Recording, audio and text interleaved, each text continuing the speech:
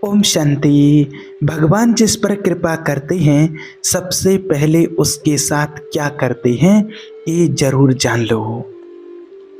देखिए, क्या आपने कभी सोचा है कि ब्रह्मांड की जब सर्वोच्च शक्ति, जिसे हम ईश्वर, भगवान, परमात्मा कहते हैं, किसी पर अपनी असीम कृपा बरसाने वाले होते हैं तो सबसे पहले क्या होता है? हमारे मन में एक सीधी सादी सी छवि बनी हुई है। कृपा का अर्थ है सुख, समृद्धि, सफलता। कृपा का अर्थ है कि हमारे सारे दुख मिट जाएंगे, हमारी हर प्रार्थना सुन ली जाएगी और हमारा जीवन फूलों की सेज बन जाएगा। हम यही तो भगवान से मांगते हैं ना। लेकिन क्या हो अगर आज आपको बताएं कि ये पूरा सच नहीं है? आप क्या सोचेंगे अगर आपसे कहें कि ईश्वर की कृपा का पहला संकेत वो नहीं है जो आप सोचते हैं? आप क्या समझेंगे अगर उसकी कृपा का पहला स्पर्श एक मीठी थपकी नहीं बल्कि एक झकझोर देने वाला धक्का हो? आज हम उस रहस्य से पर्दा उठाएंगे जो सदियों से हमारे माइंड में छिपा हुआ है। एक ऐसा सत्य जिसे जानकर आपके पैरों के तले की जमीन भी खिसक सकती है। एक ऐसा ज्ञान जो शायद आपको कुछ समय के लिए पीड़ा दे सकता है, आपको अकेला महसूस कराए, लेकिन अंत में आपको उस परम सत्य के दर्शन कराएगा जिसकी खोज हर आत्मा कर रही है। आज हम जानेंगे कि भगवान जिस पर सच में कृपा करते हैं सबसे पहले उसके साथ क्या करते हैं। इस यात्रा अर्थात वीडियो के अंत तक आप बने रहिएगा, क्योंकि आज का ये वीडियो आपको देखने का नज़रिया हमेशा के लिए बदल सकता है। कल्पना कीजिए, आज आप एक कुम्हार की, उसके सामने एक मिट्टी का एक अनगढ़ ढेर पड़ा है। वो उस मिट्टी में एक सुंदर घड़े की छवि देखता है। अब वो क्या करेगा?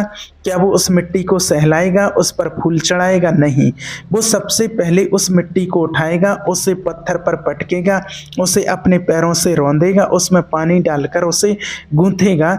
वो उसे तब तक मसलेगा जब तक वो उस मिट्टी का हर कण अपना पुराना स्वरूप भूल ना जाए। मिट्टी के लिए यह प्रक्रिया कितनी पीड़ादायक होगी। उसे लगेगा कि उसका अस्तित्व मिटाया जा रहा है, उसे लगेगा कि ये कोई कृपा नहीं बल्कि एक क्रूर अत्याचार है। और फिर जब मिट्टी पूरी तरह से तैयार हो जाती है तब कुम्हार उसे अपनी घूमती हुई चाक पर रखता है, उसे एक आकार देना शुरू करता है, उसे बाहर से थपथपाता है और अंदर से सहारा देता है और अंत में वो उसे आग की धधकती हुई भट्टी में डाल देता है। सोचिए उस मिट्टी पर क्या गुजर रही होगी। पहले रौंदा गया, फिर मसला गया और अब आग में तपाया जा रहा है। उसे तो यही लगेगा कि उसका अंत निश्चित है, लेकिन क्या ये अंत है? नहीं, ये एक रूपांतरण है। ये एक साधारण मिट्टी से एक सुंदर, उपयोगी और मूल्यवान घड़ा बनने की प्रक्रिया है। आग में तपकर ही वो घड़ा मजबूत बनता है, अमर हो जाता है। ठीक यही प्रक्रिया परमात्मा उनके साथ अपनाते हैं जिन्हें वो अपने सबसे करीबी लाना चाहते हैं, जिन पर वो अपनी परम कृपा बरसाना चाहते हैं। जब भगवान की कृपा आप पर होने वाली होती है तो सबसे पहले वो आपके जीवन से उन चीज़ों को छीनना शुरू करते हैं जिनका आपको अभिमान है। वो चीज़ें जो आपको लगता है कि आपकी हैं, आपका धन, आपका पद, आपका सम्मान, आपके रिश्ते, आपकी बुद्धि, आपकी सुंदरता, एक एक करके वो सब कुछ आपसे दूर होने लगता है जिस पर आप टिके हुए थे। क्यों? क्योंकि जब तक आपके हाथ पुराने झूठे खिलौनों से भरे रहेंगे तब तक आप उस परम सत्य के हीरे को कैसे थामेंगे? जब तक आपका घड़ा कूड़े कचरे से भरा रहेगा तब तक उसमें अमृत कैसे भरा जाएगा? ये जीवन का सबसे कठिन और दर्दनाक चरण होता है। आपको लगता है कि भगवान आपसे रूठ गए हैं, आपको लगता है कि आपकी पूजा पाठ, आपका ध्यान, मेडिटेशन, आपकी भक्ति सब व्यर्थ हो गई। आप चिल्लाते हैं, रोते हैं, शिकायत करते हैं, आप पूछते हैं, हे प्रभु मैंने ऐसा क्या किया जो मुझे ये सब सहना पड़ रहा है? मैं तो हमेशा आपकी शरण में रहा। और उस समय आपको चारों ओर से केवल मौन सुनाई देता है, कोई जवाब नहीं आता। ये वो समय होता है जब दुनिया आपकी तरफ देख करके हंसती है। लोग कहते हैं कि बड़ा पुजारी बनता था, बड़ा भक्त बनता था, देखो भगवान ने ही उसे त्याग दिया है। अब आपके अपने, जिन्हें आप सोचते थे कि हर हाल में आपका साथ देंगे, वो भी आपका धीरे धीरे किनारा कर लेते हैं। आप नितांत अकेले रह जाते हैं। ये अकेलापन, ये शून्य, यही ईश्वर की कृपा का पहला स्पर्श है। यह वो दिव्य अकेलापन है जहां आपको पहली बार अपने अंदर झांकने का अवसर मिलता है। जब बाहर के सारे सहारे टूट जाते हैं, तब पहली बार आत्मा अपने असली सहारे यानी परमात्मा को खोजने के लिए छटपटाती है। जब दुनिया का हर शोर शांत हो जाता है, तब पहली बार आपको अपने अंदर की आवाज़ सुनाई देती है। ये वो चरण है जिसे वैराग्य की शुरुआत कहते हैं। वैराग्य का अर्थ संसार से भागना नहीं है। वैराग्य का अर्थ है संसार में रहते हुए ये जान लेना कि यहाँ कुछ भी स्थायी नहीं है, कुछ भी आपका नहीं है। ये समझ कि आप केवल एक यात्री हैं और ये दुनिया एक सराय है। जब भगवान आपकी बाहरी संपदा छीनते हैं, तो वो आपको आंतरिक संपदा देने की तैयारी कर रहे होते हैं। जब वो आपसे सांसारिक मान सम्मान छीनते हैं, तो वो आपको आत्मसम्मान में प्रतिष्ठित करना चाहते हैं। जब वो आपके इंसानी रिश्ते तोड़ते हैं, तो वो आपसे अपना दिव्य रिश्ता जोड़ना चाहते हैं। लेकिन हम ये समझ नहीं पाते। हम उस मिट्टी की तरह विलाप करते हैं जिसे रौंदा जा रहा है, उस सोने की तरह चीखते हैं जिसे आग में तपाया जा रहा है। हमें लगता है कि हमारा नाश हो रहा है, जबकि वास्तव में हमारा निर्माण हो रहा होता है। ये पहली और सबसे बड़ी परीक्षा है। परीक्षा इस बात की कि क्या आप तब भी ईश्वर पर भरोसा रखते हैं जब वो आपकी हर मनचाही चीज आपसे छीन रहे हों। क्या आप तब भी उनके प्रेम पर विश्वास करते हैं जब उनका व्यवहार आपको सबसे क्रूर लग रहा हो। राजा हरिश्चंद्र को याद कीजिए, सत्य के मार्ग पर चलने वाले दानवी राजा। जब विधाता ने उनकी परीक्षा लेनी चाहिए तो क्या किया? उनका राजपाट छीन लिया, परिवार बिछड़ गया, पत्नी को बेचना पड़ा, पुत्र की मृत्यु हो गई और स्वयं उन्हें एक चांडाल के यहाँ शमशान में काम करना पड़ा। सोचिए उस व्यक्ति के मन की स्थिति, कहाँ चक्रवर्ती सम्राट और कहाँ शमशान का सेवक। उन्हें एक पल के लिए भी लगा होगा कि ईश्वर है भी या नहीं। उनकी सारी भक्ति, सारा सत्य, सारा धर्म कहाँ गया? लेकिन वो टिके रहे। उन्होंने अपना सत्य नहीं छोड़ा, अपना धर्म नहीं छोड़ा। और जब वो हर परीक्षा में खरे उतरे, तब ईश्वर ने उन्हें वो लौटाया जो उन्होंने खोया था, और साथ में वो अमर कीर्ति भी दी जो आज तक उनके नाम की गाई जाती है। ये कहानी हमें क्या सिखाती है? यही कि कृपा का मार्ग फूलों से नहीं, कांटों से होकर के गुजरता है। कृपा का अर्थ परिस्थितियों का आपके अनुकूल हो जाना नहीं है। कृपा का अर्थ है कि आप हर परिस्थिति में स्थिर और शांत रहना सीख जाएं। जब आपका सब कुछ छिन जाता है, जब आप पूरी तरह से टूट जाते हैं, तब आपके अंदर से एक चीज का जन्म होता है, अहंकार, यानी कि अहंकार का नाश। अहंकार यानी मैंने ये किया, मेरा ये है, मुझे ये चाहिए। यही अहंकार वो दीवार है जो आत्मा और परमात्मा के बीच खड़ी होती है। जब तक कि मैं जिंदा है, तब तक वो प्रकट नहीं हो सकता। ईश्वर जब कृपा करते हैं तो सबसे पहले इसी मैं पर प्रहार करते हैं। वो आपको ऐसी परिस्थितियों में डालते हैं जहां आपका मैं चूर चूर हो जाता है। जब आपकी बुद्धि काम करना बंद कर देती है, जब आपकी ताकत जवाब दे जाती है, जब आपकी योजनाएं धरी की धरी रह जाती हैं, तब आपको पहली बार ये एहसास होता है कि मैं कुछ नहीं हूँ, करने वाला कोई और है। ये एहसास होना कि मैं करता नहीं हूँ, यही तो आपका ईश्वर के प्रति समर्पण है। और जब ये समर्पण घटित होता है, जब आप पूरी तरह से हाथ खड़े कर देते हैं और कह देते हैं, हे प्रभु, अब मैं कुछ नहीं जानता, मेरा कुछ नहीं, मैं भी आपका हूँ और मेरा सब कुछ भी आपका है। अब आप ही संभालो, जैसे रखोगे वैसे रहूँगा। बस उसी क्षण, उसी पल चमत्कार होता है। उसी क्षण वो मौन जो आपको खाए जा रहा था, वो आपसे बात करना शुरू कर देता है। है। वो अकेलापन जो आपको डरा रहा था वो उस परम सत्ता की उपस्थिति से भर जाता है। वो दुख जो आपको तोड़ रहा था वो आनंद में बदलना शुरू हो जाता है। ये वो बिंदु है जहाँ कुम्हार रौंदना और मसलना बंद कर देता है। अब वो उस तैयार मिट्टी को अपनी चाक पर रखता है।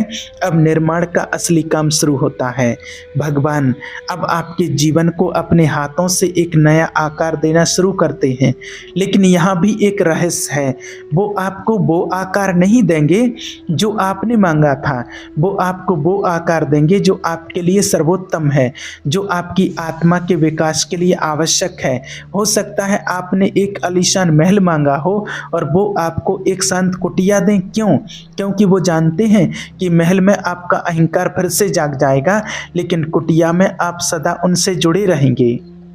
हो सकता है आपने दुनिया पर राज्य करने की शक्ति मांगी हो और वो आपको लोगों के दिलों में प्रेम जगाने की क्षमता दें। क्यों? क्योंकि वो जानते हैं कि दुनिया का राज तो अस्थायी है, पर दिलों पर प्रेम का राज अमर है। ये वो चरण है जब आपकी प्रार्थनाएं बदल जाती हैं। अब आप उनसे कुछ मांगते नहीं हैं, अब आप बस उन्हें धन्यवाद देते हैं, हर उस चीज़ के लिए जो उन्होंने दी और हर उस चीज़ के लिए भी जो उन्होंने आपसे छीन ली। क्योंकि अब आप समझ जाते हैं कि उनका छीनना भी आप उनके देने का ही एक हिस्सा था।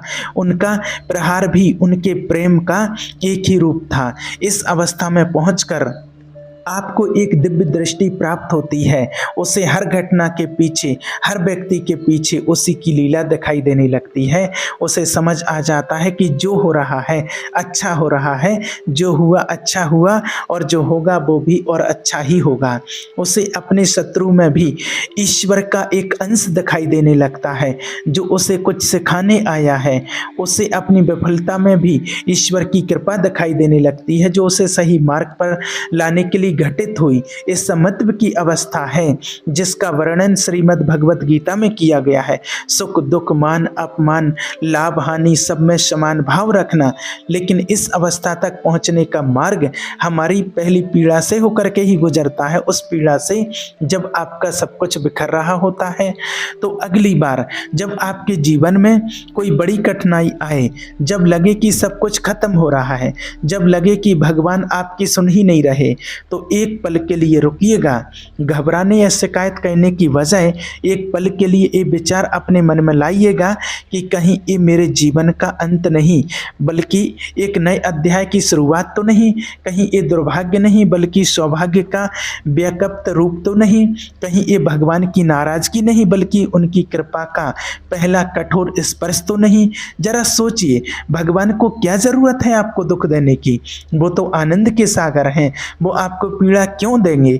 वो आपको पीड़ा नहीं देते, वो आपकी पीड़ा को हरते हैं और कभी कभी शरीर में गहरे धसे कांटे को निकालने के लिए एक और कांटा चुभना पड़ता है।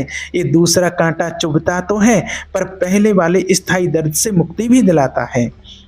हमारे कर्म, हमारे संस्कार, हमारी वासनाएं, ये सब वो गहरे धसे कांटे हैं जो हमें जन्म जन्मांतर से पीड़ा दे रहे हैं। ईश्वर जब कृपा करते हैं तो इन्हीं कांटों को निकालने की प्रक्रिया शुरू करते हैं और ये प्रक्रिया थोड़ी दर्दनाक तो होती ही है। वो आपका हाथ पकड़कर आपको उस आग के पास ले जाते हैं जिससे आप हमेशा डरते थे।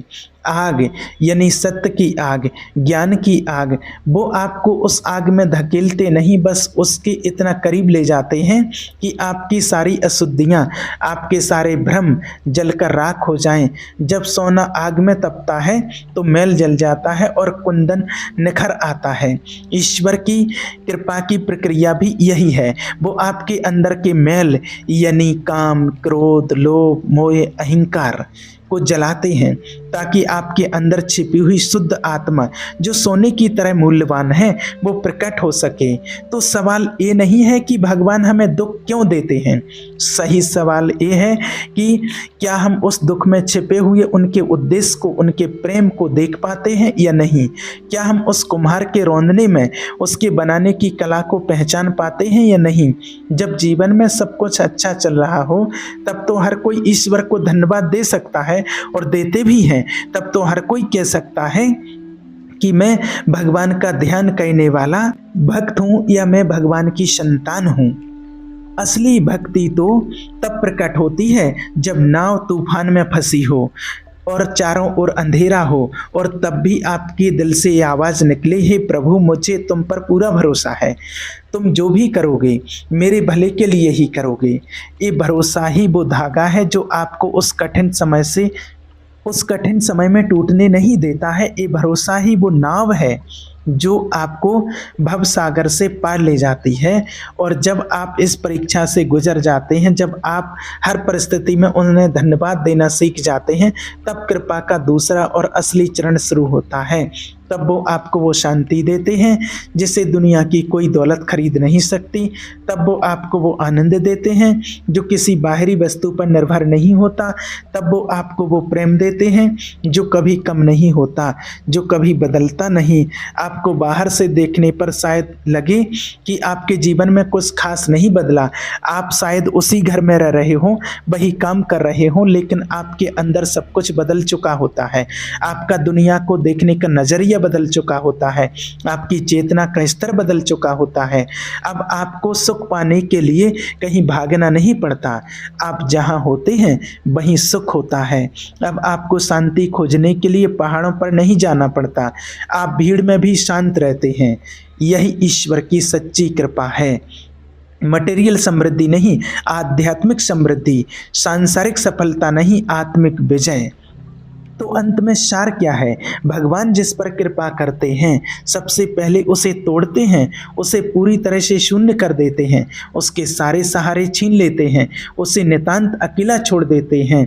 वो ऐसा इसलिए करते हैं ताकि वो व्यक्ति अपने झूठे आधारों को छोड़कर एकमात्र सच्चे आधार यानी परमात्मा को पकड़ ले, ताकि वो अपने अहंकार को गलाकर समर्पण को अपना ले, ताकि वो अपनी छोटी छोटी इच्छाओं को त्याग कर उस परम की इच्छा में जीना सीख ले। ये एक दर्दनाक, भ्रमित करने वाली और अकेली यात्रा हो सकती है, लेकिन जो इस यात्रा में श्रद्धा और सबूरी के साथ टिका रहता है उसे अंत में वह मिलता है जिसकी कल्पना भी उसने नहीं की थी, उसे स्वयं परमात्मा मिल जाते हैं। तो अपने जीवन के कठिन समय को एक श्राप की तरह मत देखिए, उसे एक अवसर की तरह देखिए, एक मौका ये जानने का कि आपका विश्वास कितना गहरा है, एक मौका अपने अंदर की शक्ति को पहचानने का, एक मौका उस परम सत्ता के और करीब आने का। याद रखिए, रात चाहे कितनी भी गहरी क्यों ना हो, सुबह जरूर होती है। भट्टी की आग चाहे कितनी भी तेज क्यों ना हो, सोना कुंदन बनकर ही बाहर निकलता है। और ईश्वर की परीक्षा चाहे कितनी भी कठिन क्यों ना लगे, उसका अंतिम परिणाम हमेशा कृपा, आनंद और शांति ही होता है। तो आज का ये ज्ञान सिर्फ सुनने के लिए नहीं है, ये अपने जीवन में अनुभव करने के लिए है। अपने आसपास देखिए, इतिहास को पढ़िए, संतों और भक्तों के जीवन को जानिए। आपको हर जगह यही सत्य दिखाई देगा कि जिसे भी ईश्वर ने चुना है उससे पहले अग्नि परीक्षा से गुजरना ही पड़ा है। आशा है आज की इस वीडियो ने आपके मन में चल रहे कई सवालों को शांत किया होगा और आपको एक नई दृष्टि दी होगी। ओम शांति।